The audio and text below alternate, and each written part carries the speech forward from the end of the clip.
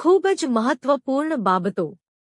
1. શરીરમાં સ્ફૂર્તિની કમી કરતા હોય તો નાશપતીનું સેવન કરવું.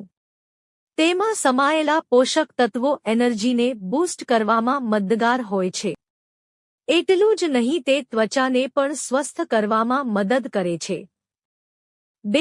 ચહેરા પર નિખાર લાવવા માટે સાદું આઈસ ક્યુબનો ઉપયોગ કરવાની બદલે મુલતાની માટીથી બનેલા આઈસ ક્યુબનો ઉપયોગ ત્વચાને વધુ લાભ પહોંચાડે છે. આ ક્યુબ ત્વચા પર બરફ લગાડવાથી થતા ફાયદા પણ કરાવશે અને સાથે સાથે મુલતાની માટીના ગુણોનો પણ લાભ મળે છે.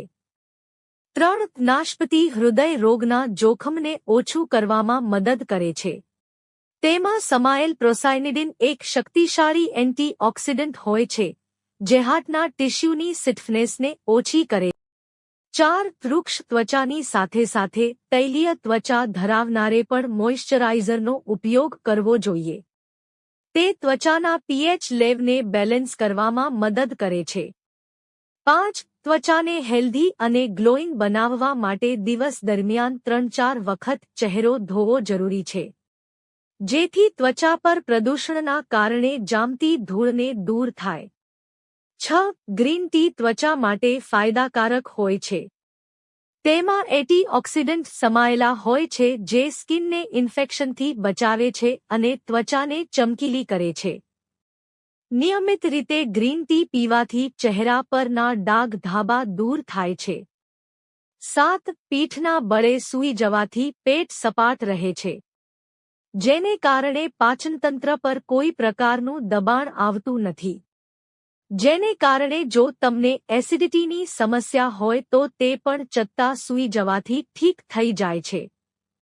8. દૂધ સાથે ખાટી ચીજો, દૂધ સાથે મૂળા, દૂધ સાથે ગોળ વિરુદ્ધ બનાવેલ છે. દૂધ સાથે અથાણું વગેરે ભૂલમાં પણ ન ખવાય. તે જ રીતે મૂળા સાથે અડદની કોઈ પણ વાનગી ન ખવાય. 9. 4 તોલા ખજૂર અને 2 તોલા દ્રાક્ષ રોજ નિયમિત ખાવાથી સાવ સુકાઈ ગયેલા શરીરમાં પણ લોહીનો નવસંચાર થાય છે અને વજન વધે છે. 10. 2 કપ પાણી ઉકાળવું, તેમાં 10 થી 15 તુલસીના પાન તથા થોડા મરી દાણા અને ચપટી સાકર નાખી બરાબર ઉકળે એટલે ચૂલા પરથી નીચે ઉતારી ઠંડુ પડવા દેવું. ગાળીને દિવસમાં 3 વખત પીવાથી હાઈ બ્લડ પ્રેશરમાં લાભ થશે. 11. ખૂબસૂરત અને ગ્લોઈંગ સ્કિન માટે નિયમિત ચણા અને મેથીદાણાનું સેવન કરવું જોઈએ. તેમજ મગ અને મગની દાળને આહારમાં સામેલ કરવા જોઈએ. કઠોળ તેમજ દાળમાં એન્ટીઓક્સિડન્ટ અને પ્રોટીન સમાયેલા હોય છે, જે સ્કિનને હેલ્ધી બનાવવામાં મદદ કરે છે તેમજ સ્કિન સેલ્સનું નિર્માણ કરવામાં સહયોગ આપીને ત્વચાની કોશિકાઓને સ્વસ્થ કરે છે.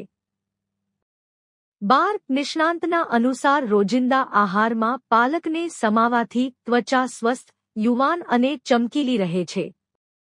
પાલકને નિયમિત રીતે આહારમાં સલાડ, સૂપ તેમજ શાક તરીકે સમાવી શકાય છે. 13. એરંડિયું હંમેશાથી વાળને સુંવાળા બનાવવા તેમજ માથાને ઠંડક પહોંચાડવા માટે જાણીતું છે. એરંડિયું વાળને મોઇશ્ચર કરતું હોવાથી કેશ શુષ્ક થતા અટકે છે અને જ્યારે તે કાંદાના રસમાં ભેળવીને માથામાં લગાવવામાં આવે ત્યારે બમણો ફાયદો આપે છે. જો તમને આ વિડિયો ગમ્યો હોય તો લાઈક કરો, મિત્રો સાથે શેર કરો અને ચેનલને સબસ્ક્રાઇબ કરો. ધન્યવાદ.